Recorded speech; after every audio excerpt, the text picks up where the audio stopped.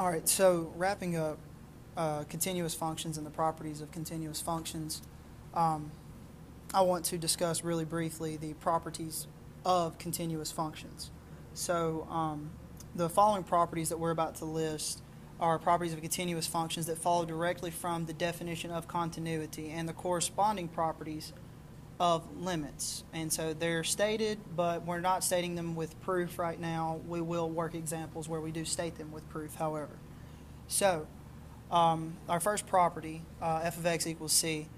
So the constant function f of x equals c, it is continuous, and it's continuous everywhere.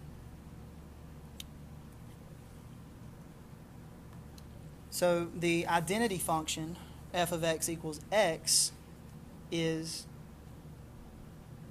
the same. It's continuous everywhere.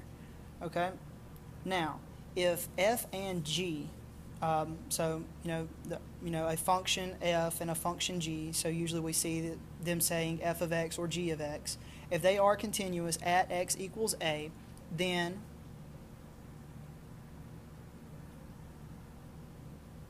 f of x to the n power, where n is a real number,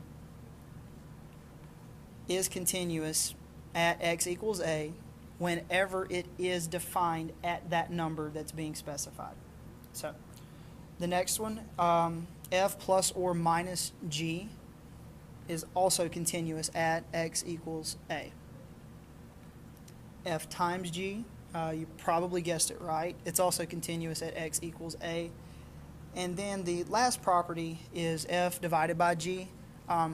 It is also continuous provided that g of a does not equal 0. So using those properties, or these properties of continuous functions, we can prove the following results. So let's look on. So I want to look at the continuity of polynomial and rational functions. Okay, so using the properties of continuous functions from what we've just done previously, we can prove these two results. So a polynomial function that is y equals p of x is continuous at every value of x. Okay, so the polynomial function y equals p of x is continuous at every value of x.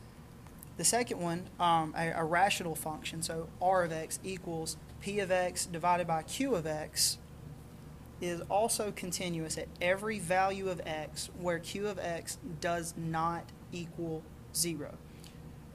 So I want you to understand these properties of continuous functions, and we will practice more and apply these more later in class.